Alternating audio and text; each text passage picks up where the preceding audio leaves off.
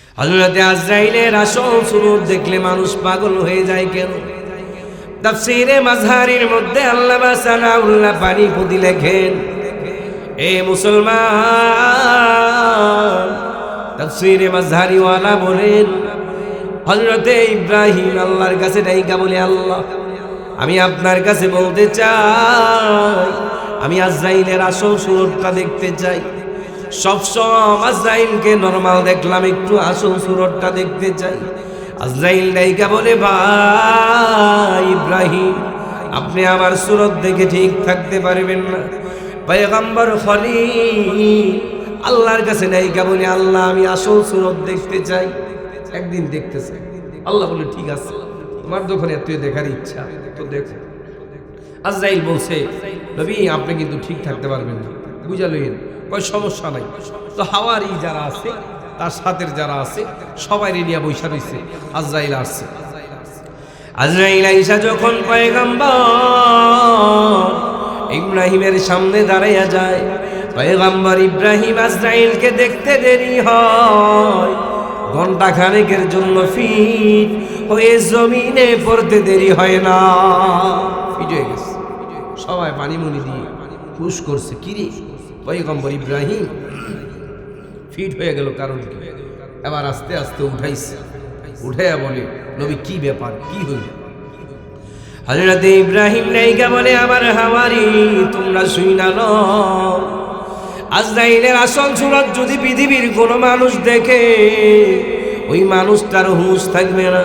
পয়গম্বর ইব্রাহিম নাইকা বলে, শুইনা লও, এমন হালত দেখলাম, যেই হালত দেখে আমার হুঁশ নাই। পয়গম্বর ইব্রাহিম আবার বলে, মানুষ শোনো, আজরাইলের চেহারা এত ভয়ঙ্কর, মুমিনের জন্য আজরাইলের চেহারা সুন্দর, বদকারের জন্য আজরাইলের চেহারা ভয়ঙ্কর। পয়গম্বর ইব্রাহিম আবার বুঝাই দিলেন, ভয়ঙ্কর অবস্থার মধ্যে ছিলেন হযরতে সুলাইমান। ওই জায়গার মধ্যে আজরাইল আসার পর হযরতে সুলাইমান ডাইকা যখন বললেন, এই আজরাইল, একটু পরে আসা যায় না? আজরাইল বলে, আপনি রবের সাথে কথা বলেন। হযরতে আজরাইল হযরতে সুলাইমানকে আল্লাহর সাথে কথায় লাগাইয়া দিলেন। কথায় লাগাইয়া দিয়া বলে, আল্লাহ, আমি আপনার পছন্দের নবী, আপনি আমারে বলছেন, আপনি আমারে জানাইছেন, আপনি আমারে বলছিলেন আমি যাতে বাইতুল মুকাদ্দাস বানাই। আই রব, আপনি যদি আমারে কিছু সময় দেন, আমারে 2-1 মিনিট সময় দেন, তাইলে আমারে কিছু দিন সময় দিলে আমি বাইতুল মুকাদ্দাস বানায়া শেষ করব, এরপরে রূহটা কবজ করবেন। আল্লাহ ডাইকা বলে, সুলাইমান, এই সুলাইমান, শুইনা লও, পৃথিবীর সব কিছু মানা যায়, তবে মরণ যখন হবে, এটা আগেও হয় না, পরেও হয় না। এ সুলাইমান, তুমি মারা যাইবা, তোমার মরণটা হয়ে যাবে, সময় মতো হয়ে যাক, সময় মতো মরণ হয়ে যাবে। তবে একটা কাজ করা যায়, একটা কাজ করব, মরার পরে তোমার লাশটা খারাপ থেকে জমিনে ফেলাবো, বরং তুমি এই হালতে থাকবা। এই হালতে থাইকা তুমি কি করবা? বাইতুল মুকাদ্দাস হওয়ার আগ পর্যন্ত খাড়ায়া থাকবা। বাইতুল মুকাদ্দাস হওয়া শেষ, তুমি আস্তে কইরা পইরা যাইবা, তোমার ব্যবস্থা আমি করব। এইটাই বলতেছিলাম। আল্লাহ তাআলা আমাদের সকলকে মরার তৈয়ার হওয়ার তৌফিক দান করুক। সকলে বলি আমিন। বাদশাহ মারে মুস্তাফা গরিবা হালে মস, বাদশাহ মালে মুস্তাফা গরিবা হালে মস, خوبِ رویانہ ز مستہ عاشقہ دیدار موس، خوبِ رویانہ ز مستہ عاشقہ دیدار موس، والذین آمنوا أشد حبا لله، والذين آمنوا أشد حبا لله। আল্লাহ তাআলার এক আশিক বলি, আমরা সবাই পাগল, সবাই কেউ ঘাড়ির পাগল, কেউ বাড়ির পাগল, কেউ নারীর পাগল, কেউ অট্টালিকার পাগল, সবাই পাগল। কি বলেন ঠিক কিনা? কেউ চেয়ারের পাগল, আবার কেউ কয় সুন্দর একটা গাড়ি হইলে হইব আমার, আরেকজনে কয় না একটা নারী হইলে হইব, আর কিছু লাগবে না। আর সিরিয়াম বলেন তো, আমরা যারা এখানে আসছি আমরা কার পাগল হয়ে আসছি? কার জোরে বলেন, কার পাগল? আল্লাহর পাগল হয়ে আসছি। তাই এই সব পাগলের মাঝে সবচেয়ে শ্রেষ্ঠ পাগল, দামি পাগল যারা আল্লাহর পাগল। কার পাগল? এই পাগলের দাম আছে, কিন্তু বাকি পাগলগুলোর দাম নাই।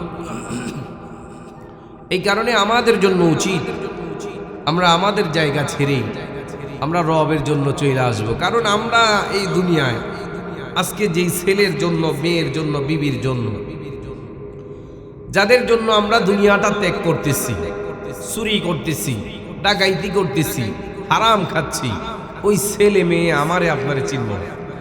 বলবেন হুজুর এটা একটা কথা হইল? আপনি দেখেন করুণা দেখছেন না? করুণায় নিজের ছেলে বাবারে নিয়ে জঙ্গলে রেখেছে, শুনছেন আপনারা? নিজের ছেলে মারে নিয়ে জঙ্গলে রেখেছে।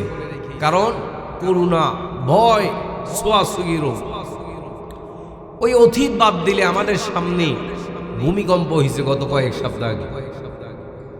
বাবার হাত ধরে ছেলে শপিং মলে গেছে। ছেলে কি করছে? বাবা ছেলেরে রাইখে দৌড় মারছে, কারণ নিজের জান বাঁচাইতে হইব। কি বাঁচাইতে হইব? নিজের জান বাঁচাইতে হইব। তাইলে বোঝা গেল এই দুনিয়ায় কেউ কারো না। আপনি মারা যান আজকে, বিবি এত মোহাব্বত ভালোবাসা 10 তলা বাড়ি কইটা দিচ্ছেন, বিবি কি বলে? আমার বাচ্চারা ভয় পাবে, রাত্র হয়ে গেছে, লাশটা নামাইয়া ফেলেন নিচে। কি বলেন? বইলা ফেলে না? এত মোহাব্বতের বিবি, যেই বিবি রাত্রের 1টা 2টা পর্যন্ত পয়সা রইল, স্বামী অফিস থেকে আসলে খামু, একসাথে খাবো, একসাথে সবকিছু করবো, ওই বিবি এখন কি করে? কয় লাশটা তো এখানে থাকলে ভয় পাবে, নামাইয়া ফেলেন। শুধু নামাইয়া খেলতো না, কলের উপর কল, একজনে বাস ব্যবস্থা করো, একজনে কাপড়ের ব্যবস্থা করো, বেশিক্ষণ রাখা যাবে না, একজনে এটা ব্যবস্থা করো, একজনে ওটা ব্যবস্থা করো, দ্রুত দাফনের ব্যবস্থা করো। কি বলেন? না বলে স্বামী মারা গেছে 10 কোটি টাকা দিয়ে দেয় কবরে, বলে নাকি? অথবা স্বামী কি বলে বিবির জন্য দিয়ে দেই না। তাহলে এই দুনিয়াটা হলো গরর, একটা দোকার জায়গা। আল্লাহ বলেন এটা গরর, দোকার জায়গা। है कहा दरबार अकबर अवारो शाहे जहां, 4 दिन की वास्ते दुनिया में सब मेहमाने, चंद दिन की चार भी अवार अंधेरी की रातें, ये तेरे हुस्नो जमालो ये नशा कुछ भी नहीं, शान शौकत साहेबाना अटखटी पालंग खाना, कहा जाबे बाबुआना मिल जाएंगी सब मिट्टी की साथ, कहा जाबे बाबुआना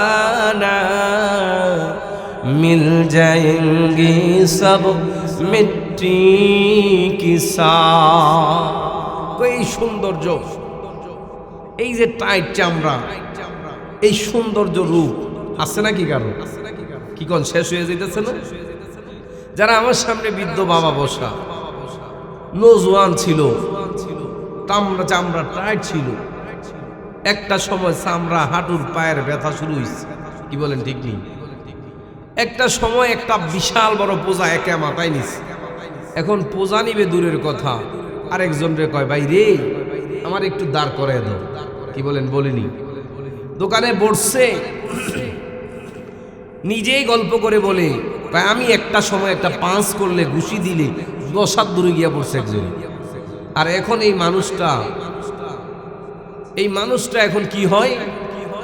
এই মানুষটার অবস্থা এখন এমন, আরেকজনকে বলে আমার একটু উড়ে দাও না, চেয়ারতে উঠতে পারে না। কারণ আল্লাহ তাআলা এটাই নিয়ম। এরপরে আল্লাহ তাআলা তাকে এমন অবস্থা করে দিচ্ছে, চুল থেকে শুরু করে দাড়ি সব সাদা বানাই দিচ্ছে। কেন সাদা বানাইছে? আল্লাহ বলে এটা শেষ কালার, শেষ কালার, এরপরে কালার নাই।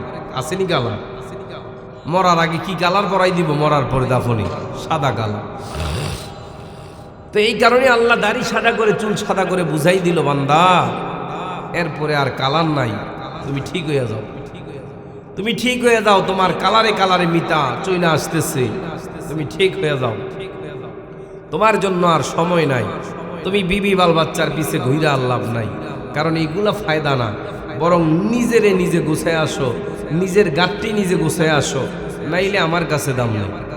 ওই জায়গায় কি ছেলের বড়াই দিয়ে, শ্বশুরের বড়াই দিয়ে, বাবার বড়াই দিয়ে, আলেমের বড়াই দিয়ে জান্নাতে যাওয়া সম্ভব না। বরং নিজেরটাই নিজে করতে হবে। এই কারণে আমাদের উচিত হলো যার যার জায়গা থেকে নিজেকে গুছানো। আমি মুষ্টিময় অল্প কিছুক্ষণ, ঘন্টা খানেক কথা বলবো, 9টা পর্যন্ত মনে করব। আপনারা ইনশাল্লাহ মনোযোগ দিয়ে শুনবেন, যাতে আমারও ফায়দা হয়, আপনারও ফায়দা হয়। এবং যারা আশেপাশে মা বোন সহ যারা আছে, প্রতিটা মানুষের উচিত তার সন্তানকে, তার স্বামীকে এখানে পাঠাই দিবে, এই আশা আমরা রাখি। কি বলেন, ঠিক কি না? অনেকে ভাবতেছে মানুষ তো নাই, হুজুর একা, তা আমরা একটা স্লোগান দেই যাতে মনে করে এখানে কিছু মানুষ আছে। নারায়ে তাকবীর, নারায়ে তাকবীর। কোরআন হাদিস যেখানে, আলেম ওলামা যেখানে, ওয়াজ মাহফিল যেখানে, ঠিক আছে তো ইনশাল্লাহ থাকবেন তো? তাইলে আল্লাহ তাআলা আমাদেরকে এই দিন বুঝার, দিনের উপর থাকার তৌফিক দান করুক। সকলে বলি আমিন। আল্লাহ তাআলা আমাদেরকে যখন জমিনে পাঠাইছে, এই জমিনে পাঠানোর পরে আল্লাহ আবার একটা কথাও বইলা দিছে, বান্দা তোমার সময় এতটুকু, তোমার সময় কিন্তু বেশি নাই। বান্দা তুমি কিন্তু চইলা যাইতে হবে। কি বলেন, যাইতে হবে কি না? এমন কেউ আছে, হুজুর আমাদের এলাকার একজন তো যায় নাই, সবাই গেছে, একজন যায় নাই, আছে না কি এমন? কেউ যদি বলে না আমি যাবো না, আমার যাওয়ার ইচ্ছা নাই, এটা কি সম্ভব? না। আল্লাহ বলেন যাইতে হবে, কারণ আমি মরণ জীবন উভয়টারে বানাইছি। الذي خلق الموت والحياة ليبلوكم أيكم أحسن عملا। আল্লাহ বলেন আমি মরণ জীবন উভয়টারে বানাইছি। এখানে আল্লাহ তাআলা খলাকাল মাউতা, মরার কথা আগে বলছে, এরপরে হায়াতের কথা বলছে। অথচ আমরা দেখি আগে আমাদের হায়াত, পরে হইল মরণ। তো এটার ব্যাখ্যা কি? তাফসীরের মধ্যে এটার ব্যাখ্যা হলো, আসলে আমাদের যেই হায়াতটা, এটা মুষ্টিময় হায়াত, অল্প জিনিসের দাম নাই, বেশি জিনিসের দাম আছে। আর মরার পরে যেই কবরে থাকবো, মরার পরে যেই জায়গায় থাকবো, ওটা বিশাল সময়। এই কারণে ওইটার দাম বেশি, ওটার কথা আগে বলছে। এটাই হলো সংক্ষেপে বলা। আল্লাহ তাআলা এবার বলি কেন মরণ জীবন দিলাম। الذي خلق الموت والحياة ليبلوكم أيكم أحسن عملا। আল্লাহ তাআলা মানুষগুলাকে ডাইকা বলে, মানুষ শুনালো, প্রতিটা মানুষকে আল্লাহ তাআলা ডাইকা বলে, মানুষ রে তোমাদেরকে বইলা দেই, তোমরা শুনালো, এই জমিনে যারা আসছে, এই জমিনে যারা এসেছিল, যারা আসবে, কোন একটা মানুষ চিরদিনের জন্য এই জমিনে থাকতে পারবে না, ঠিক কিনা? চিরদিনের জন্য হয়তো বা আগে যাবে, না হয় পরে যাবে, স্বাভাবিকভাবে মরবে, না হয় গাড়ির নিচে পরে মরবে, না হয় নরমালি মরবে। এই কারণে আজরাইল ডাইকা আল্লাহকে বলে, আল্লাহ আমি আপনাকে বলতে চাই, আমার যে দায়িত্ব দিলেন মরার, এই মরার দায়িত্ব পাওয়ার পর এই জমিনের মানুষগুলার বকা শুনতে শুনতে আমার জীবন বরবাদ হয়ে যাবে। আল্লাহ ডাইকা বলে, আজরাইল চিন্তা করিও না, চিন্তা করিও না, আমি এমন সিস্টেম করে দেব জমিনের কোনো মানুষ কোনো দিনের জন্য তোমাকে বকা দিতে পারবে না। বকা দিবে না। মনে করেন আমি আপনারে ঘুষি দিছি, আপনি তো আমারে বকা দিবেন, আর আজরাইল তো মাই দিলেইতেছে, তো আরো বেশি বকা দেওয়ার দরকার না, কিন্তু আমরা বকা দেই না, কেন? আল্লাহ সিস্টেম করে দিয়েছে। আল্লাহ ডাইকা বলে, আজরাইল চিন্তা করিও না, তোমার কোনো চিন্তা নাই, তোমার কোনো পেরেশানি নাই। বান্দার হায়াত শেষ হয়ে যায়, আমি আল্লাহ এমন জায়গায় নিয়ে বান্দাকে মরণ দেব, মানুষ আইসা বলবে বান্দা এমনিতে মরে নাই, বান্দা গাড়ির নিচে পড়ে মরছে। কার নাম হইল? কার নাম হইছে? না, আজরাইলের নাম হইছে। এ বান্দা চিন্তা করিও না, এমন জায়গায় মরণ দেব, গাছ থেকে পড়ে মারা যাবে, নাম হবে ইবলিস শয়তানের। আল্লাহ বলে, আজরাইল চিন্তার কোনো কারণ নাই, দেখবা একজনে নৌকা ডুইবা মরছে, একজনে আগুন লাইগা মরছে, নাম হয়ে যাবে আগুনের, একজনে পাইবে পরে মরছে, নাম হয়ে যাবে গর্তের। এ আজরাইল তোমার কোনো নাম হবে না, বদনাম হবে না, আমি আল্লাহ যারে সম্মান দেই তারে অপমান করার কেউ এই পৃথিবীর মধ্যে নাই, ঠিক কিনা? এটাই। এবার যে মরণ লাগবে এটা ঠিক কিনা? এটাও ঠিক। আল্লাহ বলে, মরণ যখন লাগবো মালের প্রতি দরদ দেখায় বইয়া থেকে, ছেলের প্রতি দরদ দেখায় বইয়া থেকে। এই কারণে আল্লাহ তাআলা ডাইকা বলে, ইয়াউমা লা ইয়ানফাউ মালু ওয়ালা বানুন ইল্লা মান আতাল্লাহা বিকলবিন সালিম। আল্লাহ ডাইকা বলে, বান্দা শোনো, এই জমিনের মধ্যে যারা আসছো একটা কথা শুইনা নাও, বান্দা মুসলমান তোমাদেরকে বইলা দেই, লা ইয়ানফাউ মালু ওয়ালা বানুন, এই মাল তোমার কিন্তু উপকারে আসবে না। যদি মালে উপকারে আসতো, এস আলম গ্রুপের মালিক, 1000 কোটি টাকার মালিক, লক্ষ কোটি টাকার মালিক, মরার সময় বলছে হাসপাতাল বানাই ফেলবো, হাসপাতালের ডাক্তার কিনে ফেলবো, আমারে বাঁচা। আল্লাহ কয়, না না না, সব বানাইলো কাম হবে না, মরণ যেখানে হবে, যেই সময় হবে, ওই জায়গার মধ্যে আজরাইল হাজির হয়ে যায়, ঠিক কিনা? কাম হবে। এই কারণে আল্লাহ তাআলা ডাইকা বলে, বান্দা তুমি দেখো না, আমি বইলা দিছি কাজ হবে না। যদি কাজ হইতো, আল্লাহ বলে, লা ইয়ানফাউ মালু ওয়ালা বানুন। কেন কাজ হবে না জানুন? নবী বুখারীর মধ্যে হাদিস বর্ণনা করে মানুষগুলাকে জানায়, এক লোকের 4 ভাই, শেষ হতে 8 জন। হাদিস বুখারীর হাদিস, রাসূল ভাই দিয়ে উদাহরণ দিচ্ছে। 3 নাম্বার ভাইয়ের যখন অসুস্থ হয়ে যায়, 3 নাম্বার ভাইটা ডাইকা বড় ভাইকে বলে, এ বড় ভাই, আপনার জন্য কিন্তু আমি জীবন দিছি, সারাটা জীবন কাজ করলাম, আপনার জন্য কিন্তু আমি সব করছি। বড় ভাই চিন্তা করে বলে, তুই অসুস্থ, চিন্তা করিস না, আমি বড় ভাই আছি, চিন্তার কোনো কারণ নাই। তোর যত টাকা লাগে জমিনে আমি তোর জন্য দিয়ে দেব। 3 নাম্বার ভাই এবারে 2 নাম্বার ভাইকে ডাইকা বলে, ভাই গো, আমার এমন রোগ হইছে, এমন অসুস্থ আমি হইছি, আমি হয়তো বা বাঁচব না। 2 নাম্বার ভাই ডাইকা বলে চিন্তার কোনো কারণ নাই, তুমি মারা যাওয়ার আগ পর্যন্ত আমি আছি, তোমার কবর পর্যন্ত আছি। এবার 3 নাম্বার ভাই ছোট ভাইকে ডাইকা বলে, ভাই রে আমার এমন রোগ হইছে, এমন রোগ হইছে, আমার যেই রোগ হইছে আমি বাঁচার ক্ষমতা নাই, আমার অবস্থা তো খারাপ রে ভাই, চিন্তা করে লাভ নাই। ছোট ভাই ডাইকা বলে, ভাই 2 ভাই কি বলছে আমি জানি না, তবে শুইনা লন আমি আপনার কবরও থাকবো, হাসরও থাকবো। কথা বলছেন?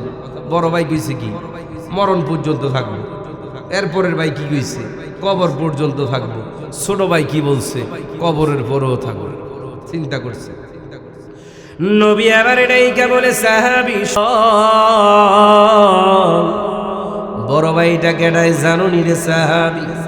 বড় ভাইটা হলো মাল, যেই মালের কথা আল্লাহ বলছে ইয়াউমা লা ইয়ানফাউ মালু, যেই মালের কথা আল্লাহ বলছে উপকারে আসবে না, বড় ভাইটা হলো মাল। ওই বড় ভাই তোমাকে বলছে মরণ পর্যন্ত থাকবো, ওই মাল মরণ পর্যন্ত তোমার খরচ চালাবে। রাসূল বলে বড় ভাই হইল টাকা পয়সা, সে মরণ পর্যন্ত টাকা পয়সা দিব, মাল দিব। কি বুঝতেছেন কথা? নবী আবার ডাইকা বলে, শুইনা ল, বরণ ভাইটা হলো মাল, সে মরণ পর্যন্ত যত মাল লাগে টাকা লাগে তোমারে দিবে। 2 নাম্বার ভাই হলো আত্মীয় স্বজন, যারা কবর পর্যন্ত যাবে খাটলিলে, হঠাৎ করে শুনবে একদিন আমার মৃত্যুর খবর, আসিবে সবাই কেঁদে কেঁদে দিতে আমায় কবর। ঠিক ঠিক, হঠাৎ করে শুনবে একদিন আমার মৃত্যুর খবর, আসিবে সবাই কেঁদে কেঁদে দিতে আমায় কবর, আসিবে সবাই কেঁদে কেঁদে দিতে আমায় কবর। নবী আবার এইকা বলে, সাহাবী 2 নাম্বার ভাই হলো আত্মীয় স্বজন, যারা খবর পেয়ে তোমার কথা শুনবে দৌড়ে কাঁদতে কাঁদতে আসবে, বলবে হায় হায় অমুকের বাবা চইলা যায়, অমুকের ভাই তো চইলা গেল। এই কথা বলতে বলতে আসবে। নবী বলে 2 নাম্বার ভাই কবর পর্যন্ত যাবে, আত্মীয় স্বজন কবর পর্যন্ত যায়, খাটটা সহ নিয়ে যায়। ঠিক কিনা? ওই জায়গায় গিয়ে আত্মীয় স্বজন বলে, মিনহা খলাকনাকুম ওয়া ফিহা নুঈদুকুম ওয়া মিনহা নুখরিজুকুম তারাতান উখরা। এই কথা বইলা 3টা মুষ্টি মাটি দিয়ে চইলা আসে। নবী আবার ডাইকা বলে, সাহাবী শুইনা লও, আত্মীয় স্বজন কবর পর্যন্ত যাবে। এবার 3 নাম্বার ভাইয়ের ছোট ভাই, ওই ছোট ভাইটা হলো আমল। কি? বড় ভাই টাকা পয়সা, দ্বিতীয় ভাই মেজো ভাই কি? আত্মীয় স্বজন। কথা বুঝতেছেন তো? আর ছোট ভাই হলো 3 নাম্বার ভাই তো অসুস্থ, ছোট ভাই বলতেছে এটা হইল আমল। ছোট ভাই এবার আমল। নবী ডাইকা বলে, সাহাবী ছোট ভাইরে দমকের উপর রাখে বড় ভাই। ছোট ভাই যত ভালো জ্ঞান দেয় মানে না। নবী বলে যত ভালো আমলের কথা বলা হয়,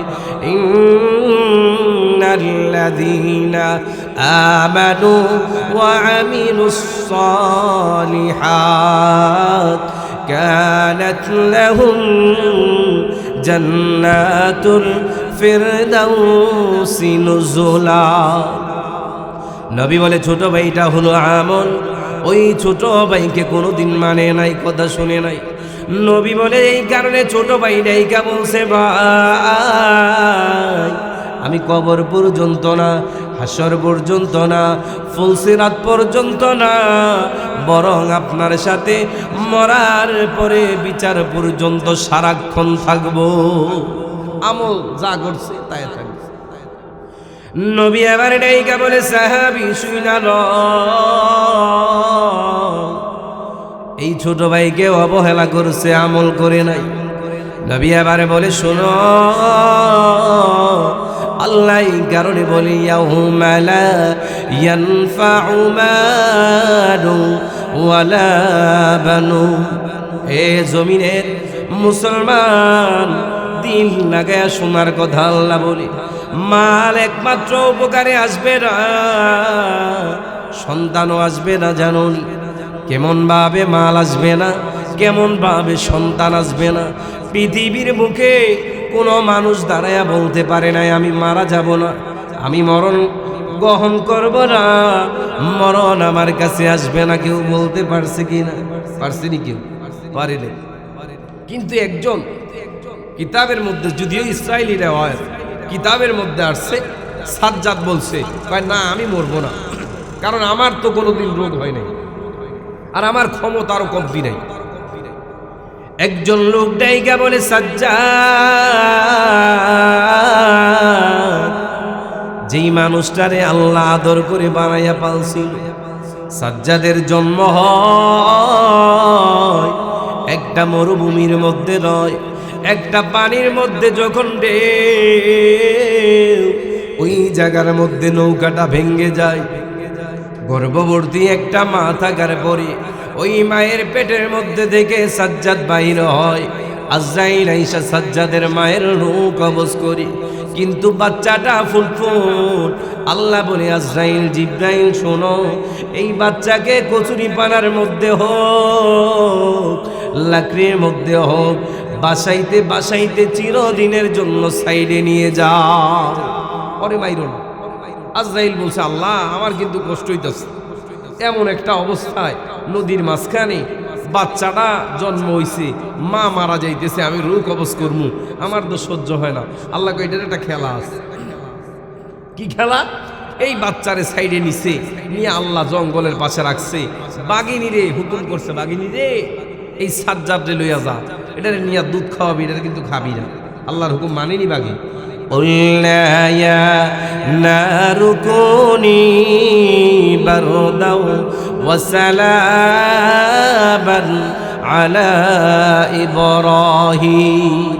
আল্লাহর হুকুম আগুনও মানে, বাগে তো চলতারে, আগুন তো চলে না, আগুনও মানে।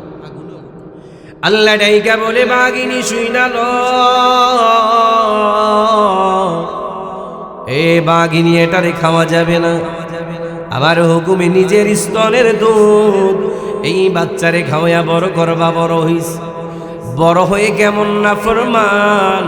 আল্লাহ বলে মানুষ যাত্রায় বেঈমান। চিন্তা করছে যে আল্লাহ খুশি করে বানাইলো, আবার কয় ওইটাই বেঈমান। এই সাজ্জাদকে দুধ খাওয়াইয়া আস্তে আস্তে যখন বড় হয়, আল্লাহ ডাইকা বলি সাজ্জাদ ওয়াবুদু রাব্বাকা, তুমি তোমার রবের ইবাদত করো। সাজ্জাদ কয় আবার রব কি? আমি তো রব, আমি বাঘের লোকে থাইকা বড় হইছি, জঙ্গলে বড় হইছি, কেউ নাই, আমি রব। আল্লাহ বলে সাজ্জাদ মাইনা নাও,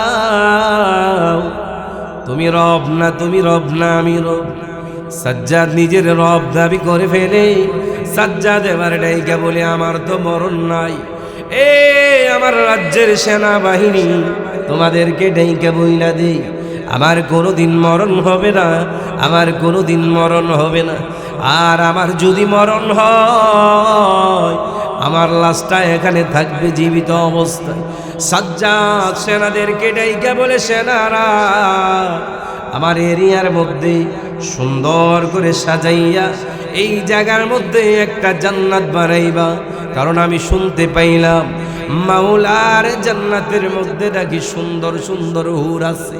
চিন্তা করছে সাজ্জাদ কয় আমার তো অভাব নাই, আমার এরিয়াতে সুন্দর জান্নাত বানাইবা, শুনছি আল্লাহর বলে জান্নাত আছে। সাথে সাথে আবার এটা থুর রাখবা। জান্নাতের সামনে 3 কিলোমিটার স্বর্ণ রূপা দিয়া খচিত গালিচা বানাইবা, কারণ আমি স্পেশাল জান্নাত জানি। বলেন তো আল্লাহ যদি কয় তোরে জান্নাত দেখাইতাম না, এটা কি সম্ভব কিনা? অবশ্যই, জোরে ওখান সম্ভব কিনা? সাজ্জাদ ডাইকা বলে সেনারা শুইনা ল, তোমাদেরকে আমি বইলা দেই, এই জায়গার মধ্যে একটা জান্নাত বানাইয়া এই জান্নাতটারে সাজাইবা, সুন্দর করে সাজাইয়া সামনে 1 কিলো নয়, 2 কিলো নয়, 3 কিলো রাস্তা সাজিত কইরা সুন্দর করে সাজাইয়া এই জায়গায় রাখবা। আমি সাজ্জাদ আমার জান্নাতকে ওপেন করব, আর জান্নাতটারে দেখব স্বর্ণ দিয়ে রূপা দিয়ে বানাইবা। আল্লাহ ডাইকা বলে সাজ্জাদ শুইনালো, আমি আল্লাহর লগে টক্কর দিস না, তুই যেখানে যাবি আমি আল্লাহ সেখানে আছি, ঠিক কিনা? ওয়াহুয়া মাআকুম আইনামা কুনতুম ওয়াল্লাহু বিমা তা'মালুনা বাসীর। আল্লাহ বলে সাজ্জাদ, যেই জায়গার মধ্যে তুমি যাও না কেন ওই জায়গায় আসেনি আল্লাহ? কথা বলে না, আসেনি? আপনাকে এলাকায় আসেনি? আল্লাহ বলে যেখানে যাও ওই জায়গার মধ্যে আমি আছি। আল্লাহ বলে সাজ্জাদ সম্ভব না। সাজ্জাদ সেনাদেরকে ডাইকা বলে জান্নাত বানাও, সামনে সাজায়া দাও, মহল্লার এলাকার যত সুন্দর রমণী আছে প্রতিটা রমণীকে এই জান্নাতের মধ্যে ঢুকাইয়া দাও। সব মেয়ে নিয়ে আসছে, ফিতা লাগাইয়া সাজ্জাদ চিন্তা করছে ফিতাটা কাটবে, ফিতা কাটবো কাইটা নিজের জান্নাত দেখবো। আল্লাহকে সম্ভব? আল্লাহ তাআলা আজরাইলকে ডাইকা বলে আজরাইল জলদি করিয়া যাও, জলদি করিয়া যাও না ফরমানের কাছে। এ কি বলল? ওই সাজ্জাদকে জান্নাত দেখার সুযোগ দেওয়া যাবে না। সাজ্জাদ গোরা নিয়ে রওনা দেয়, ওই সামনের দিকে রওনা দিয়ে যখন যায় আজরাইল সিরাবারা সাধারণ পোশাক পরে আইসা বলে আসসালামু আলাইকুম। সালাম দেওয়ার পরে সাজ্জাদ কয় ওয়ালাইকুম আসসালাম। কে আপনি? এখানে সমাজকে স্পেশাল প্রাইম মিনিস্টার থাকবে, আপনি কোথায় থেকে আসছেন? সরেন এখান থেকে। সেনারা কয় মহারাজ গো, আপনি কারে কোন শর্তে কারে বলেন? এনে তো কেউ নাই। আজরাইল আবার ডাইকা বলে আসসালাম, এ সাজ্জাদ ভাই আমি তোমার কাছে আসছি। সবাই দেখে না, কিন্তু সাজ্জাদ দেখে, কারণ আমার নবী বলছে যার মরণ হয়, যার মরণ চইলা আসে, অন্য কেউ না দেখলো সে দেখে। জান্নাতি হইলে জান্নাতি ফেরেশতা দেখে, আর যদি জাহান্নামী হয় তাইলে নীল নীল চোখ, বড় বড় দাঁত, বড় বড় চুলওয়ালা ফেরেশতা কালো কাপড় নিয়ে চইলা আসে।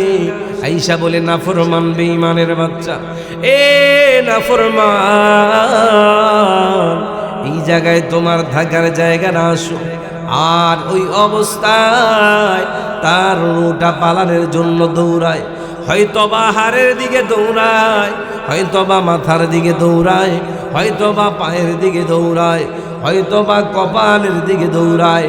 ওই পেরেশানিতে বান্দা ঘামাইতে ঘামাইতে কখনো কখনো ভয়ে টয়লেট করে দেয়। চিন্তা করছে। আর নবী রাইকা বলে সাহাবী শুনালো, যেই মানুষটা জান্নাতি হবে, জান্নাতি কয় কেমন হবে জানোনি?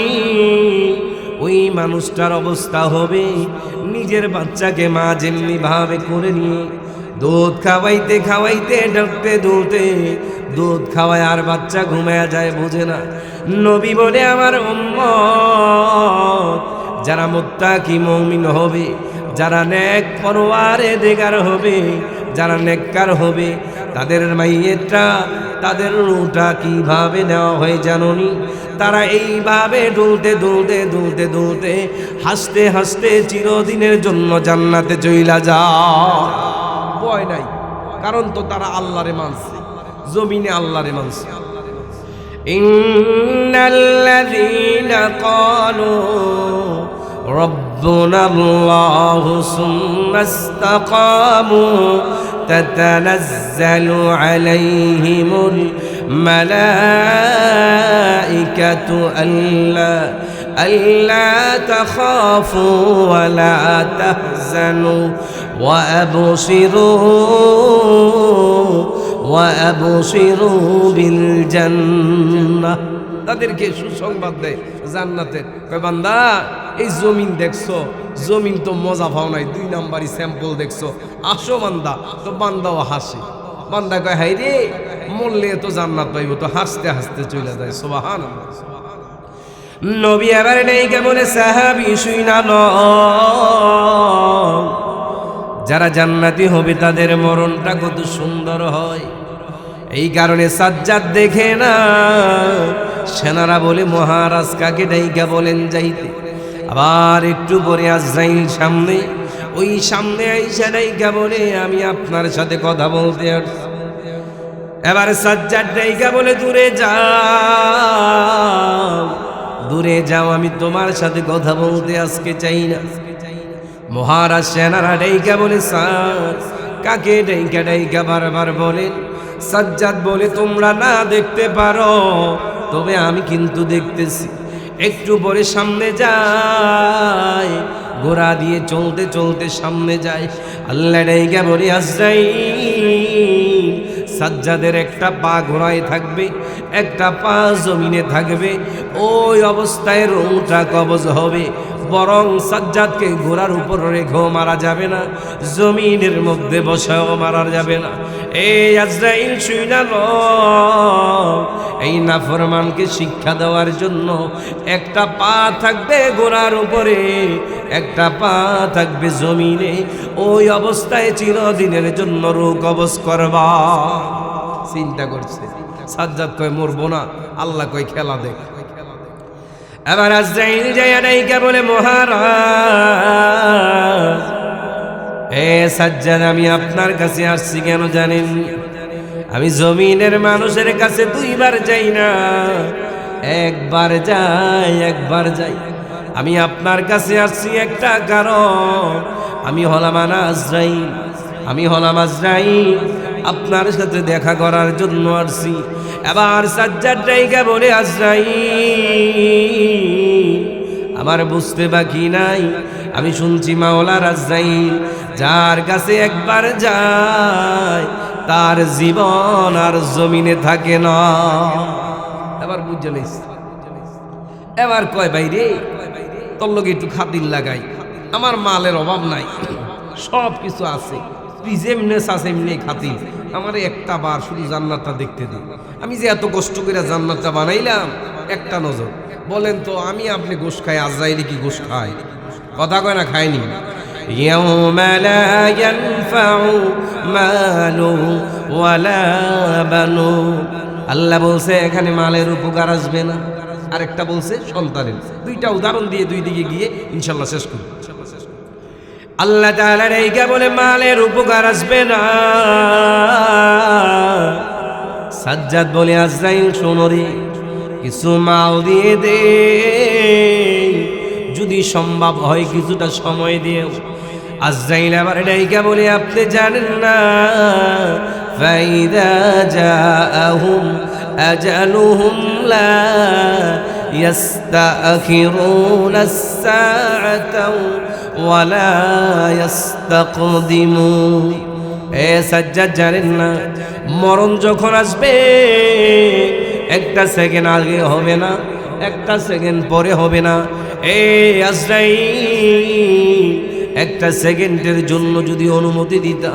আজরাইল ডাইকা বলে না না, একটা পা জমিনে একটা পা উপরে থাকবে, এই অবস্থায় আপনার রূহ কবজ করা হবে।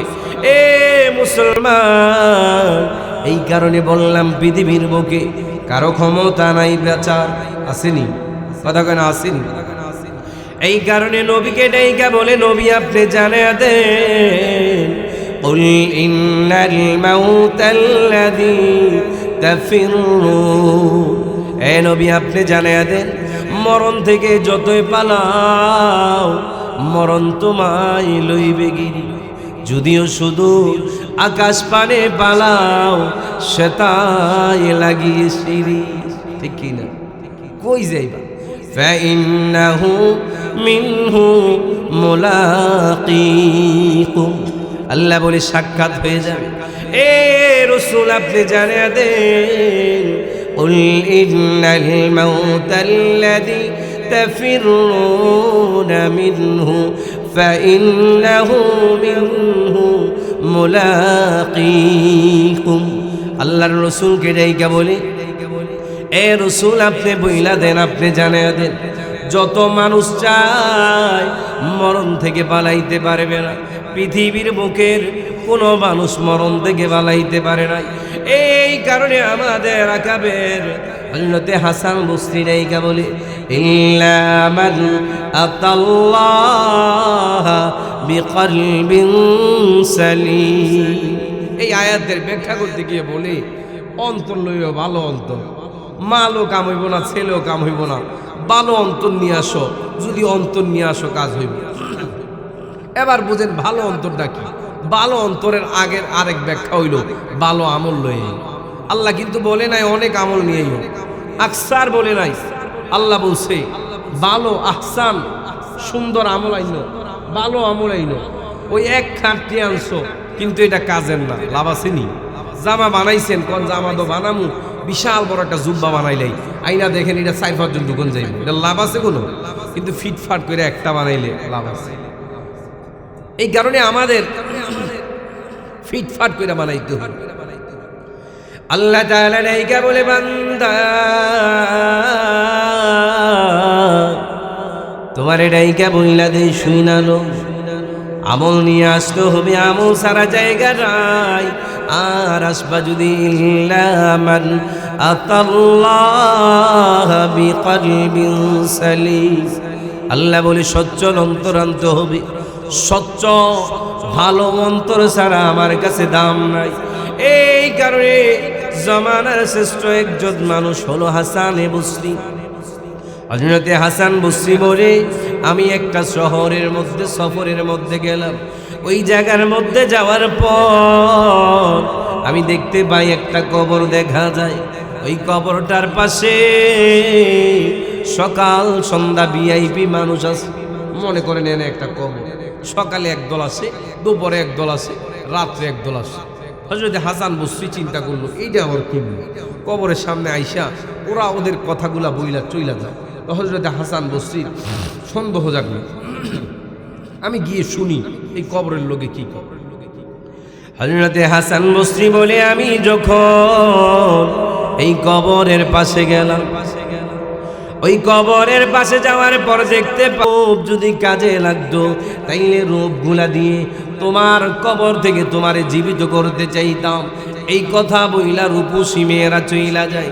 হযরতে হাসান ডাইকা বলি, শোনো, একটু পরে দেখি আবার কিছু উকিল আসছে।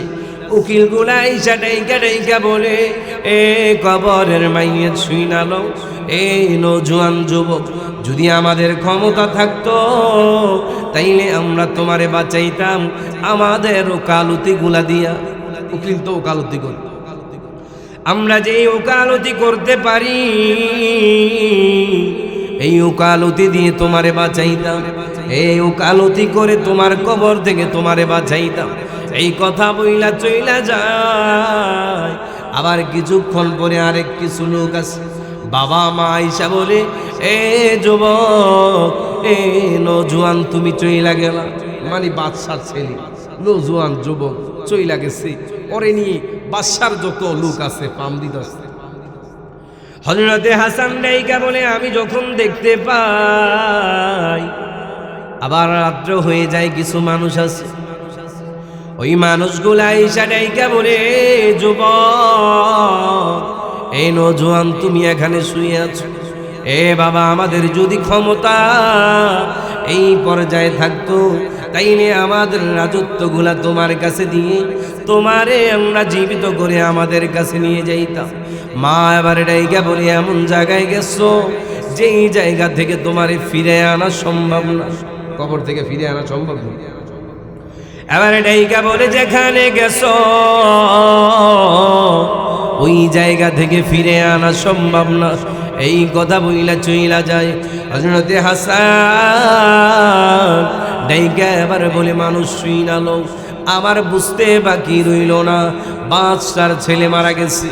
বাদশা যেইভাবে পারে ওইভাবে কবরের কাছে আইসা বলে, কিন্তু এমন জায়গায় গেছে যেই জায়গা থেকে আর কোনোদিন এই পর্যন্ত কেউ ফিরে আসে নাই, ঠিক কিনা? আসে নাই। আবার হাসান বসরি ডাইকা বলে মানুষ শুইনালো, আবার বুঝতে বাকি রইল না, সামনের দিকে অগ্রসর। ওই গোরস্থানের সামনে দিয়ে আমি যখন সামনে যাই, ওই জায়গায় যাওয়ার পর দেখতে পাই ওই জায়গার মধ্যে একটা ছোট মেয়ে একটা লাশের পিছে পিছে খাটনির পিছে পিছে যায়, আর চোখের পানিগুলা ছাইরা বলে, আ বাবা তুমি চইলা গেলা, আমার তো ঘোরা গায়া গেলা। এ বাবা তুমি চইলা গেলা, আমি তো আমার জীবনটা শেষ কইরা দিয়া গেলাম, আমারে দেখার কেউ নাই, আমার মা নাই, আমার বাবা তুমি ছিলা, তুমি আজকে চইলা গেলা, আমার জন্য কেউ রইল না। হযরতে হাসান বলে এরপরে আমি পিছে চইলা যাই, মেয়েটাও চইলা যায়, দাফনটা হয়ে যায়। পরের দিন আমি যখন এই রাস্তা দিয়ে আবার সামনের দিকে অগ্রসর হই, দেখি ছোট মেয়েটা আবার হাঁটতে হাঁটতে সামনে যায়, আর চোখের পানি ছাইরা ছাইরা বলে, বাবা তুমি চইলা গেলা, আমারে তো দিয়ে গেলা আগুন। চিন্তা করে, ছোট মানুষ। হযরতে হাসান বলে আমি এই জিনিসটা দেখা আমার সহ্য হয় না, মন মানে না, আমি সামনে গিয়ে বসে রইলাম। কিনারে এক জায়গায় চইলা যায়, মেয়েটা আবার কবরের উপর শুয়ে লাই, ওই কবরে শুইয়া ডাইকা ডাইকা বলে, বাবা এতদিন আমি তোমারে শ্যাম্পু করে দিতাম, তোমার মাথার মধ্যে তেল করে দিতাম, এ বাবা আমি তোমারে সুন্দর করে ঘুম পাড়াই দিতাম, তোমার জন্য রান্না করে অল্প অল্প করে তোমারে খাওয়াইয়া দিতাম। ও বাবা জানি না আজকে কবরের মধ্যে কেমনি তুমি আসো গো বাবা, আমি জানি না তোমার খাওয়ান হয়েছে কিনা, তোমার পড়া হয়েছে কিনা, তোমার গোসল হয়েছে কিনা। এই কথা বইলা যখন কাঁদতেছে, হযরতে হাসান বলে আমি এই জিনিসটা শুই না, আস্তে আস্তে সামনে যাই। ওই সামনে গিয়ে ডাইকা বললাম, মা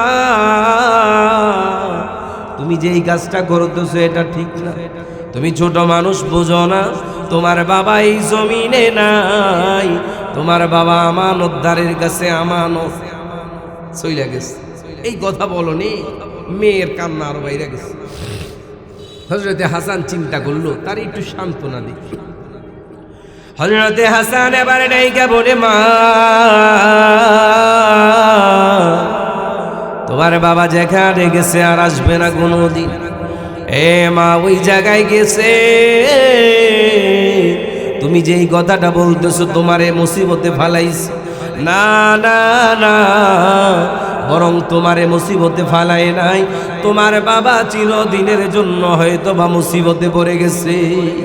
কেমনে মুসিবতে পড়ছে? মেয়ে জিগাইতেছে হাসান বসরি, আমার বাবা কেমনে মুসিবতে বললো? আমি না বললাম আমার তো কেউ নাই, টাকা দিব কে, খাওন দিব কে, আমার তো আর কেউ রইল না। হযরতে হাসান ডাইকা বলে, মা তোমার বাবা যেখানে গেছে ওখানে সাহায্য করার কেউ নাই, ওই জায়গায় রব্বে কাবা আল্লাহ ছাড়া সাহায্য করার কেউ নাই। এ মা এই জমিনের মধ্যে তোমার সাহায্য করার, তোমার চোখের পানি দেখা যখন আমি হাসান বসরির মন বলছি, এমন আরো মানুষ আছে যাদের মন গইলা যাবে। এ মা শুইনা লও, ওই জায়গার মধ্যে চোখের পানির কোনো দাম নাই, মরার আগে চোখের পানির দাম ওই জায়গার মধ্যে কোনো দাম নাই।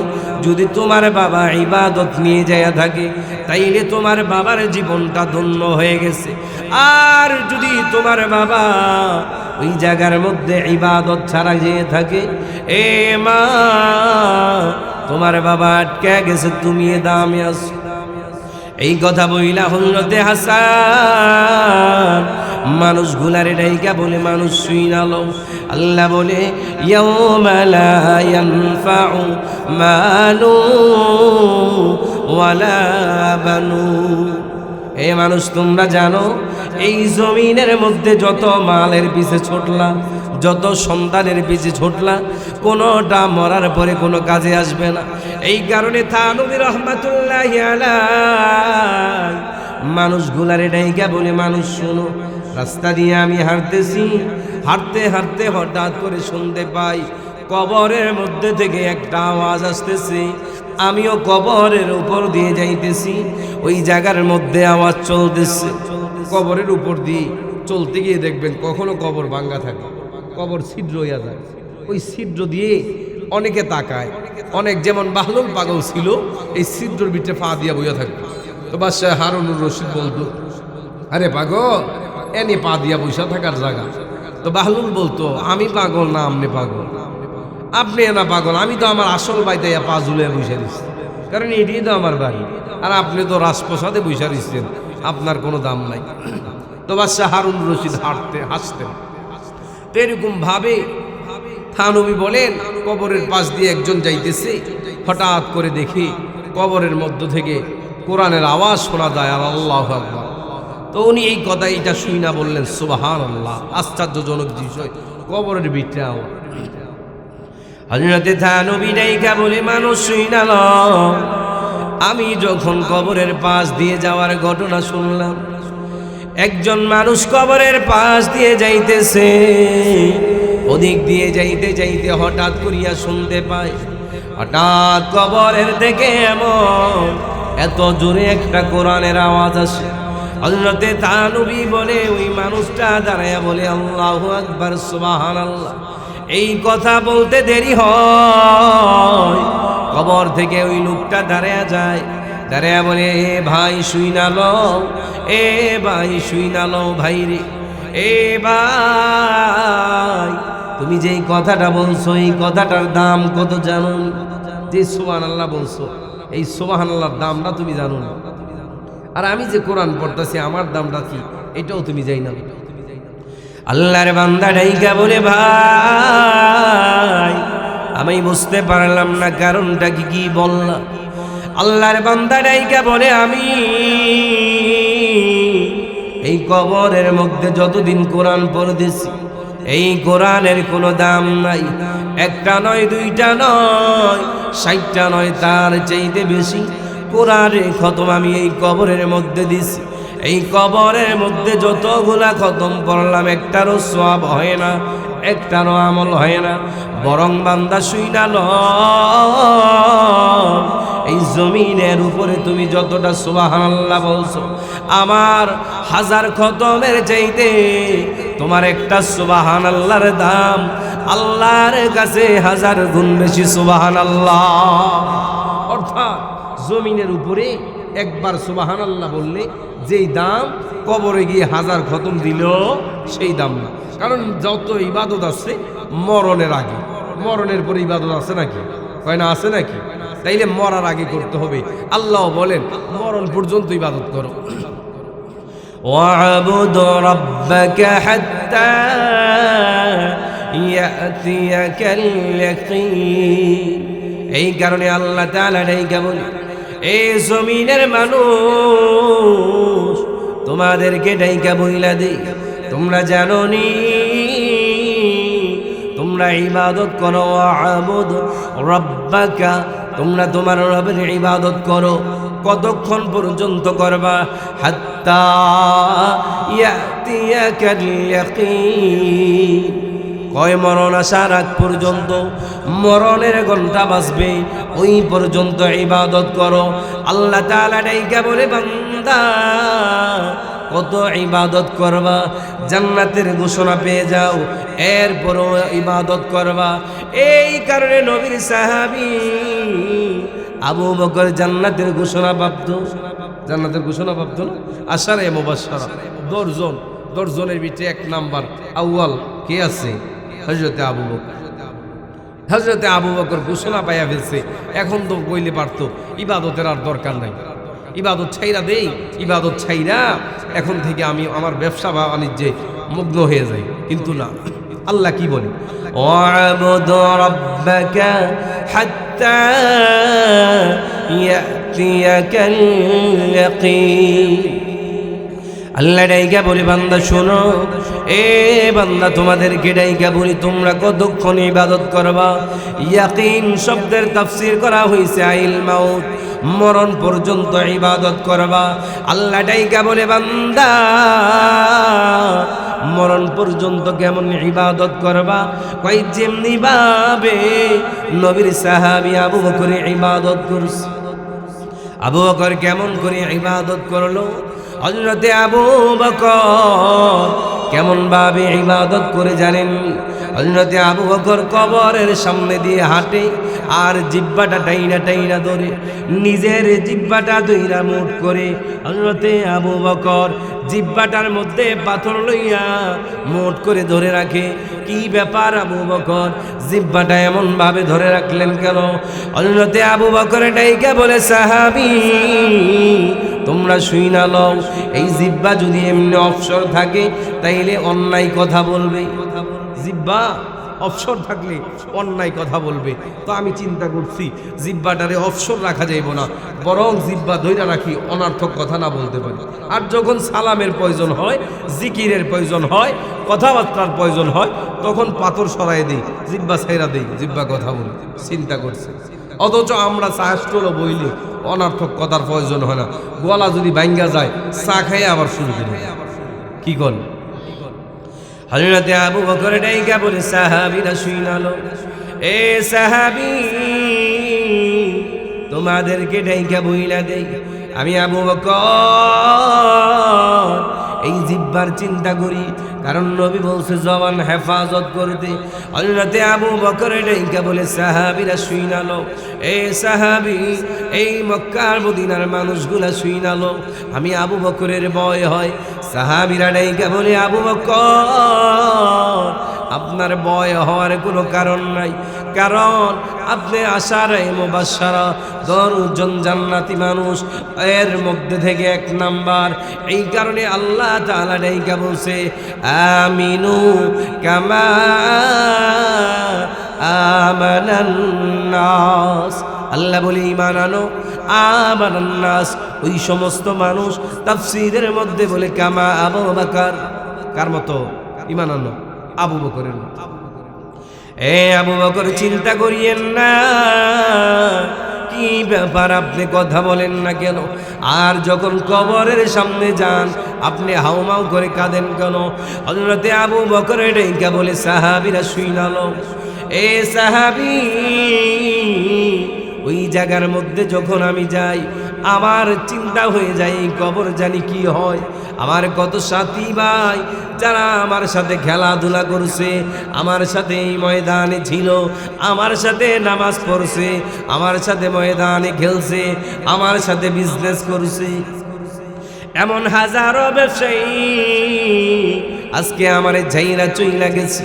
এই কারণে আমি আবু বকরের চিন্তা হয়, তাদের কবরগুলায় ঘাস হয়ে গেছে, তাদের কবরগুলার উপরে বকরি বেড়া চড়তেছে, তাদের জানি কি অবস্থা আছে। এই কারণে আমি আবু বকর চিন্তায় পইরা যাই, আর চিন্তায় পইরা আমি আবু বকর এই কবরের সামনে কান্দি। এই কারণে মুসলমান আমাদের প্রত্যেকটা মানুষের উচিত নেই, আবু বকর যদি কাঁদতে পারে, আবু বকর যদি চোখের পানি ছাড়তে পারে কবর দিকে, আমি আর আপনি কি? আমি আর আপনি কি? এই কারণে মুসলমান আল্লাহ তাআলা ডাইকা বলে, বান্দা শুইনালো, মরণ কিন্তু তোমার সাথে মোলাকাত করবে।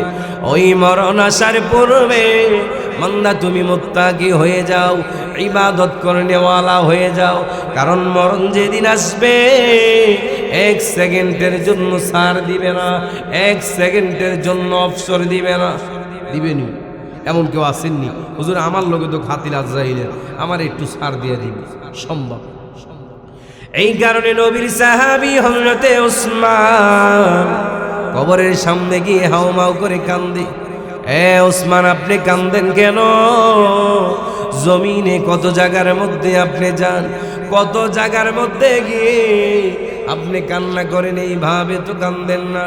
যেইভাবে কান্দেন এইভাবে কান্নার কথা না।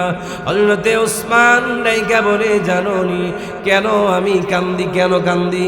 আমার একটাই কারণ, নবী বলছে মরার পরে সর্বপ্রথম ঘাঁটি হলো কবর।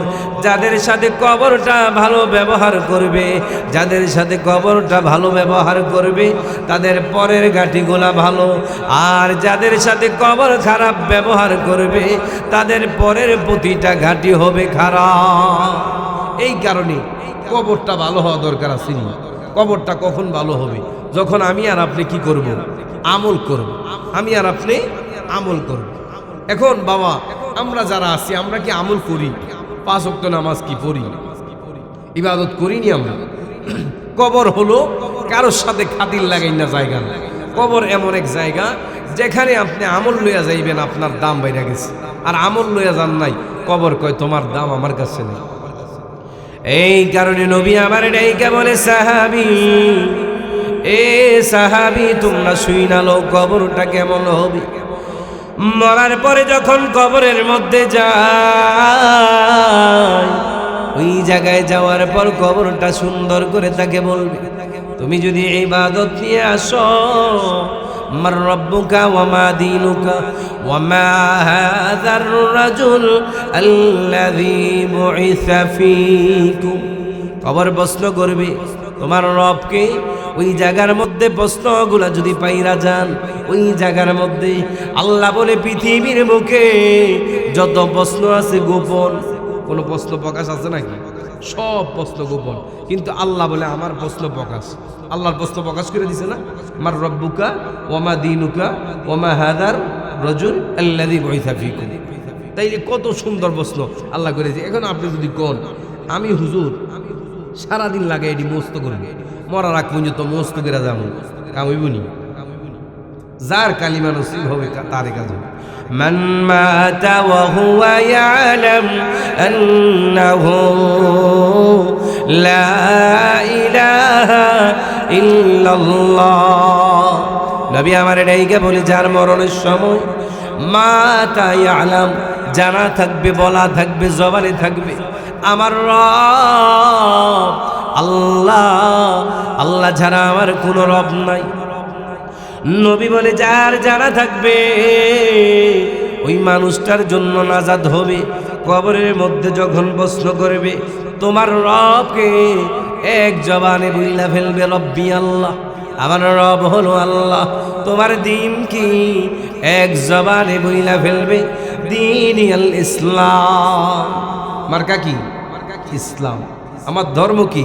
ইসলাম। ওই লোকটাকে বলবে নবিয়ুনা, ওটা হলো আমার নবী।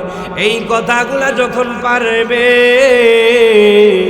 এই কথাগুলা যখন বলতে পারবে, আল্লাহ ডাইকা বলবে, আরশ থেকে আওয়াজ আসবে, নুমকা নাউমাতিল উরুস।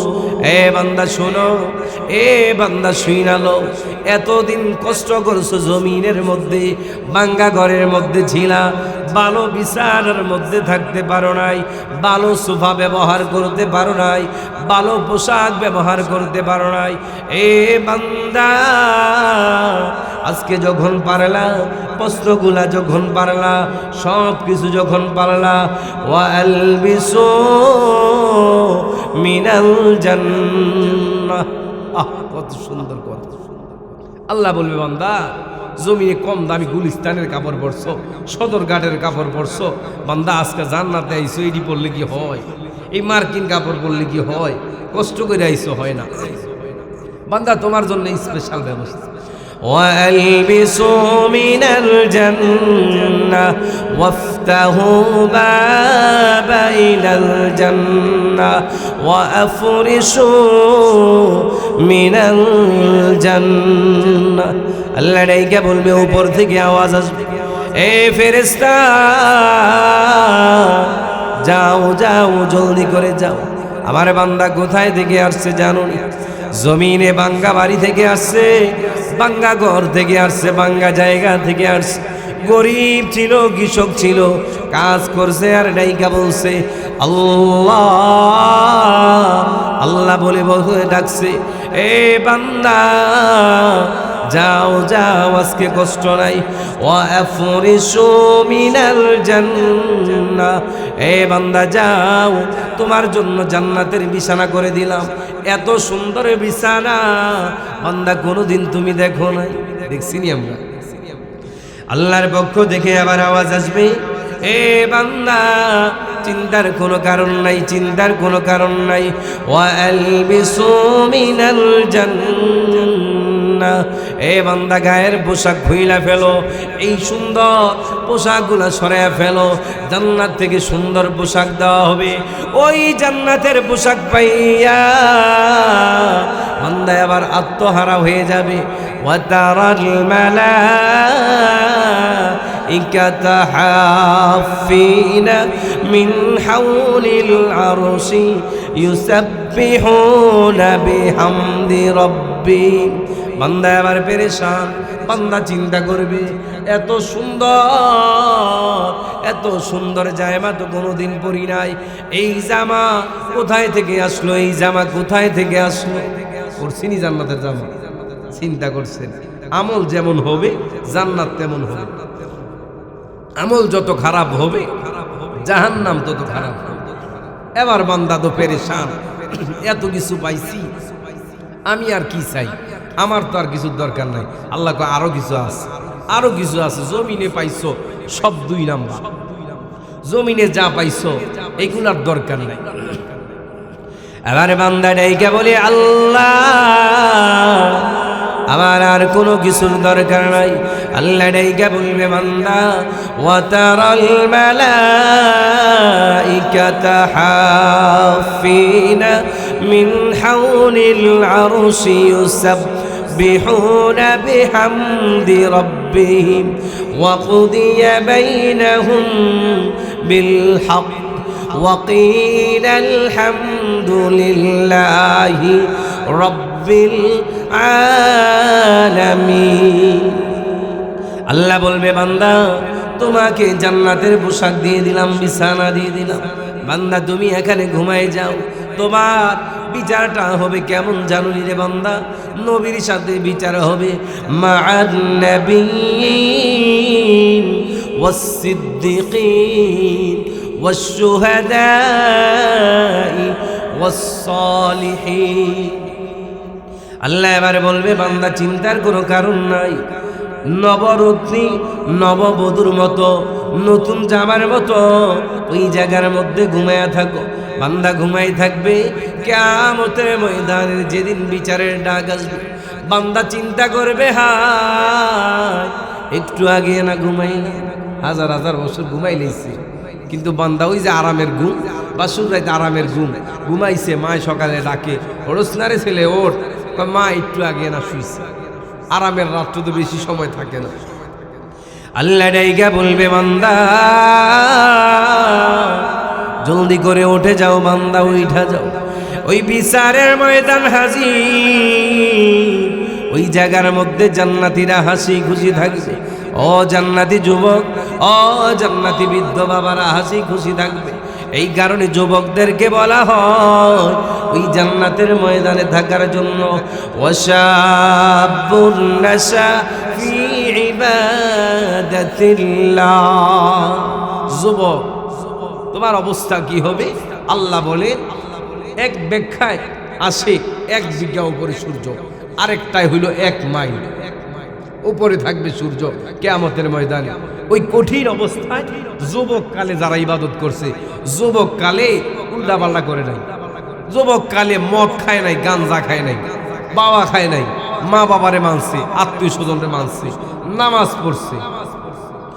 وقلب معلق في المساجد, আর অন্তরটারে মসজিদের লগে লাগাই রাখছে, ওই হুজুর আজান দিব আর মসজিদ যাব।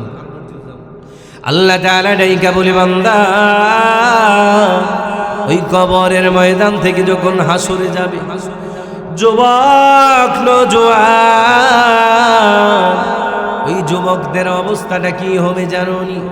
ওই যুবকরা চিন্তা করবে, হায় যারা যৌবনকালে ইবাদত করছে, মাহফিল বানাইছে, মসজিদ বানাইছে, মাদ্রাসা বানাইছে, যারা যুবককালে মা বাবার খেবা যত্ন করছে, আত্মীয় স্বজনের সাথে সিলাহে রহিম সম্পর্ক ঠিক রাখছে, আল্লাহ ডাইকা বলবে, যুবক তোমার নবী ঘোষণা দিয়ে দিছে, ওয়াশাবুন নাশা ফি ইবাদাতিল্লাহ, যুবককালে যারা ইবাদত করছে এই বান্দাদেরকে আজকে স্পেশাল জায়গায় দেওয়া হবে।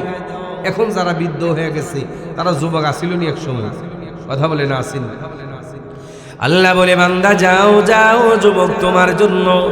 আর 2 নম্বরে যারা মসজিদের সাথে সম্পর্ক রাখছে, মসজিদের সাথে নামাজের সাথে সম্পর্ক রাখছে, মসজিদের সাথে যাদের সম্পর্ক ছিল, আল্লাহ বলে তাদের জন্য 7 ব্যক্তির মধ্যে 2 ব্যক্তি বললাম।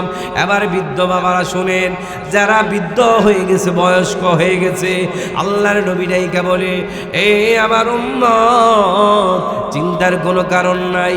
যৌবন ছিল, ইবাদত করে নাই, বুঝতে পারে নাই। এবার বান্দা চিন্তা করলো, হায় আমার অবস্থাটা কেমন হয়ে গেল, আমি তো যৌবনে ইবাদত করি নাই, আমার অবস্থাটা কি হয়ে গেল, আমি কেমনি কেমনি কি করি। বান্দার একটা টেনশন দুইটা গেছে, বান্দা বয়স হয়ে গেছে, 60-এর মতো হয়ে গেছে, চুলদারি পাইকা গেছে। এখন আল্লাহ তাদের জন্য নবীর মাধ্যমে স্পেশাল ছাড় দিতেছে। এ নবী আপনি বইলা দেন, জানিয়ে দেন, যাদের চুল দাড়ি পাইকা গেছে এই মানুষগুলা যদি আমার কাছে হাত উঠায়, আমি আল্লাহ হাতগুলা ফিরে দিতে লজ্জায় পড়ে যাও। চিন্তা করছে, এবার যারা চুল দাড়ি পাকছি তারা আল্লাহর কাছে হাত উঠাইলে আল্লাহ লজ্জায় পড়ে যায়, কারণ এমন মানুষ পাকছে হাত। তাইলে আমাদের যাদের চুল দাড়ি পাইকা গেছে আমাদেরও তো উচিত আল্লাহর কাছে যাও। নবী আবার ডাইকা বলে, সাহাবী, এই সাহাবী শুইনালো, তোমরা তোমাদেরকে বইলা দে, যেই মানুষগুলা এবার চুল দাড়ি পাইকা গেছে এই মানুষগুলা যদি আল্লাহর কাছে যায়, আল্লাহর নবী বলে তাদের 60 বছর হয়। ফেরেশতাদেরকে ডাইকা বলে, ফেরেশতা শুইনালো, এই মানুষগুলার গুনাহগুলা কম লিখবা, সওয়াবগুলা বেশি লিখবা। এই মানুষগুলার বয়স হয়েছে, তাদের অবস্থা হয়ে গেছে কামিসলিওয়ালা, বাচ্চার মতো, ছেলেদের মতো, ছোট বাচ্চার মতো হয়ে গেছে। ছোট বাচ্চা যেমন একটু পরে পরে কয়, মা কি খাবো, মা এটা করে ওইটা করে, মা কয় এই এত জ্বালাইস না। যখন বৃদ্ধ হয়ে যায়, বয়স হয়ে যায়, রাসূল বলে কামিসলি তিফলু, তারা বাচ্চার মতো হয়ে যায়। ছোট বাচ্চা যেমন এমন হয়ে যায়। কি বলেন, এমন হয়ে যায় না? এখন একটু বেশি কথা বলে, এবার ছেলে আর ছেলের বউ, এইটা একটা কথা হইল, এত কথা বলেন কি? অথচ আল্লাহ রাসূলে বলছে তারা বাচ্চার মতো হয়ে যায়। নবী আবার রাইগা বলে, সাহাবী শুইনা নাও, যেই মানুষগুলার বয়স হয়ে যাবে ওই মানুষ আল্লাহকে ভয় করে আসবা। এ বান্দা, আর একটা কাজ করবা, ফালা তামুতুন্না ইল্লা ওয়া আনতুম মুসলিমুন, মুসলমান না হইয়া কিন্তু মইরো না। এবার বলবেন, হুজুর আমি মুসলমান হইব, এটা কেমনে বুঝবো মুসলমান? মুসলমান কোন সময় হইবেন এটা যখন বুঝবেন না, তাই ইবাদত ছাড়তে হইব না, ইবাদত শুধু করতে থাকবেন।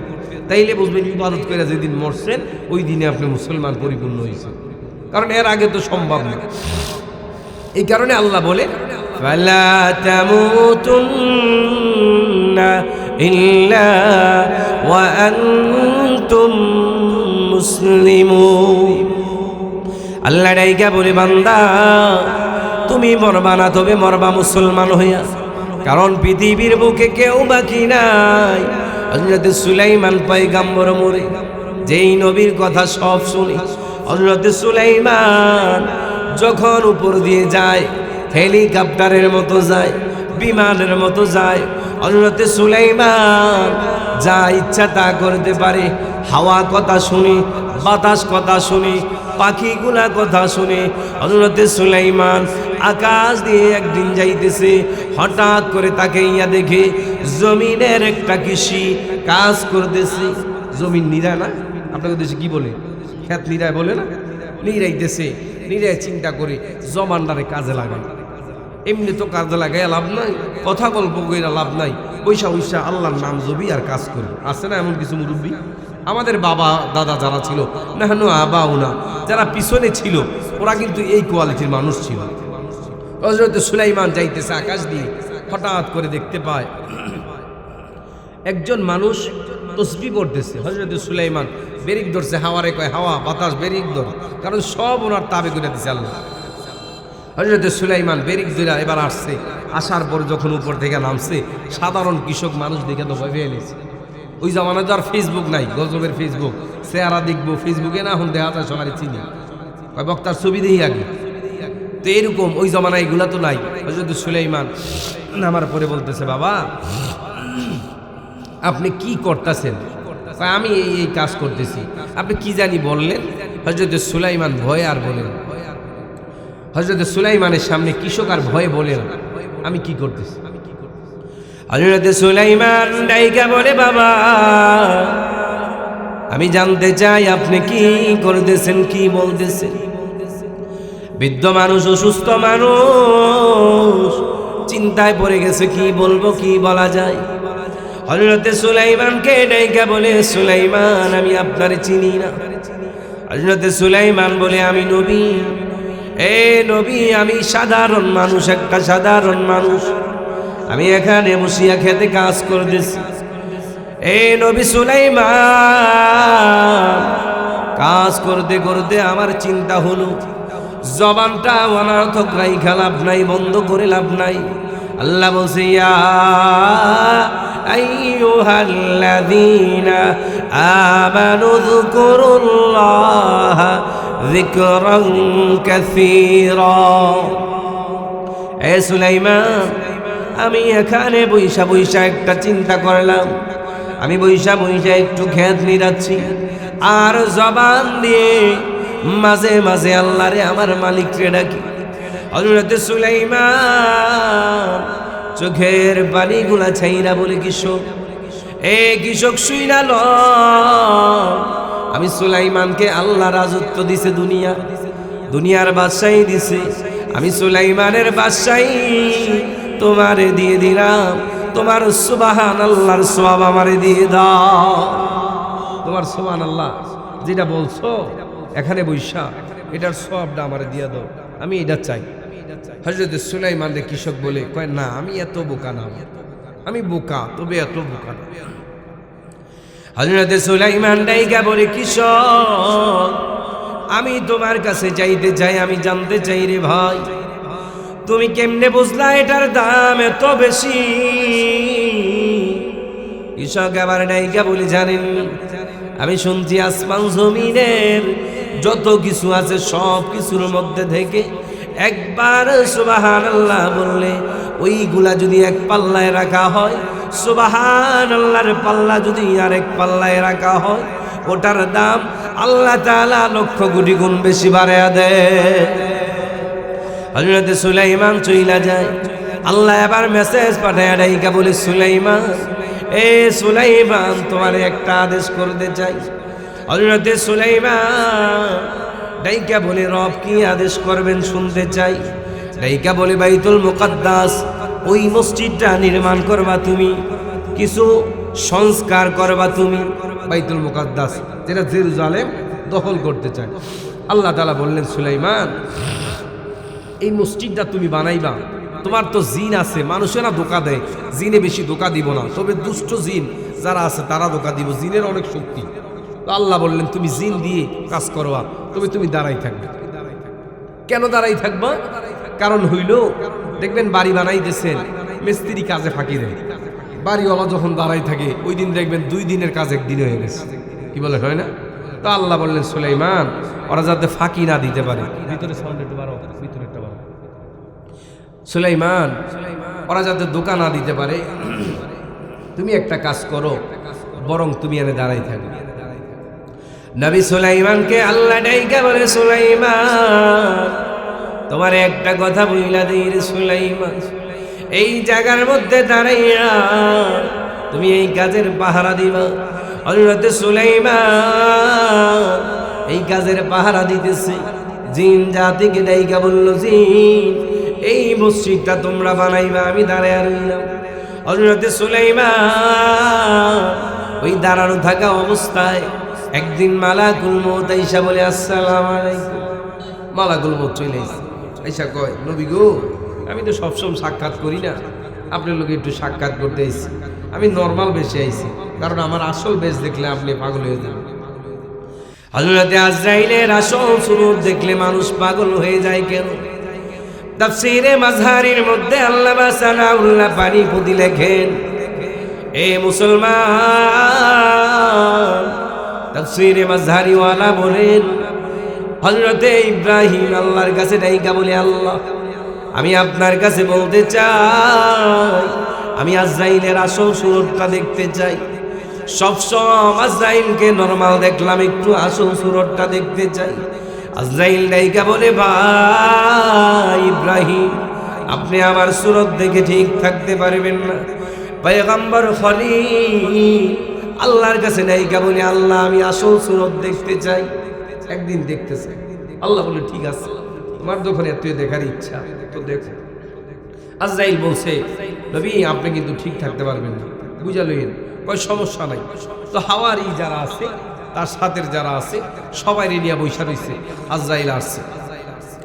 আজরাইল আইসা যখন পয়গম্বর ইব্রাহিমের সামনে দাঁড়াইয়া যায়, পয়গম্বর ইব্রাহিম আজরাইলকে দেখতে দেরি হয়, ঘন্টা খানেকের জন্য ফিট হয়ে জমিনে পড়তে দেরি হয় না। ফিট হয়ে গেছে, সবাই পানিমুনি দিয়ে খুশ করছে, কিরে পয়গম্বর ইব্রাহিম ফিট হয়ে গেল, কারণ কি? এবার আস্তে আস্তে উঠাইছে, উঠাইয়া বলে, নবী কি ব্যাপার, কি হইল? হযরত ইব্রাহিম নাইকা বলে, আমার হাওয়ারি তোমরা শুইনা লও, আজরাইলের আসল সুরত যদি পৃথিবীর কোন মানুষ দেখে, ওই মানুষটার হুঁশ থাকবে না। পয়গম্বর ইব্রাহিম নাইকা বলে, শুইনা লও, এমন হালত দেখলাম যেই হালত দেখে আমার হুঁশ নাই। পয়গম্বর ইব্রাহিম আবার বলে, মানুষ শোনো, আজরাইলের চেহারা এত ভয়ঙ্কর, মুমিনের জন্য আজরাইলের চেহারা সুন্দর, বদকারের জন্য আজরাইলের চেহারা ভয়ঙ্কর। পয়গম্বর ইব্রাহিম আবার বুঝাই দিলেন, ভয়ঙ্কর অবস্থার মধ্যে ছিলেন। হযরত সুলাইমান ওই জায়গার মধ্যে আজরাইল আসার পর হযরত সুলাইমান ডাইকে যখন বললেন, এই আজরাইল একটু পরে আসা যায় না? আজরাইল বলে, আপনি রবের সাথে কথা বলেন। হযরত আজরাইল হযরত সুলাইমানকে আল্লাহর সাথে কথায় লাগাইয়া দিলেন। কথায় লাগাইয়া দিয়া বলে, আল্লাহ আমি আপনার পছন্দের নবী, আপনি আমারে বলছেন, আপনি আমারে জানাইছেন, আপনি আমারে বলছিলেন আমি যাতে বাইতুল মুকাদ্দাস বানাই। আই রব, আপনি যদি আমারে কিছু সময় দেন, আমারে 2-1 মিনিট সময় দেন, তাইলে আমারে কিছু দিন সময় দিলে আমি বাইতুল মুকাদ্দাস বানায়া শেষ করব, এরপরে রূহটা কবজ করবেন। আল্লাহ ডাইকা বলে, সুলাইমান, এই সুলাইমান শুইনা লও, পৃথিবীর সব কিছু মানা যায়, তবে মরণ যখন হবে এটা আগেও হয় না, পরেও হয় না। এ সুলাইমান, তুমি মারা যাইবা, তোমার মরণটা হয়ে যাবে সময় মতো, হয়ে যাক সময় মতো মরণ হয়ে যাবে। তবে একটা কাজ করা যায়, একটা কাজ করব, মরার পরে তোমার লাশটা খারাপ থেকে জমিনে ফেলাবো, বরং তুমি এই হালতে থাকবা। এই হালতে থাইকা তুমি কি করবা? বাইতুল মুকাদ্দাস হওয়ার আগ পর্যন্ত খাড়ায়া থাকবা। বাইতুল মুকাদ্দাস হওয়া শেষ, তুমি আস্তে কইরা পইরা যাইবা, তোমার ব্যবস্থা আমি করব। এইটাই বলতেছিলাম। আল্লাহ তাআলা আমাদের সকলকে মরার তৈয়ার হওয়ার তৌফিক দান করুক। সকলে বলি আমিন।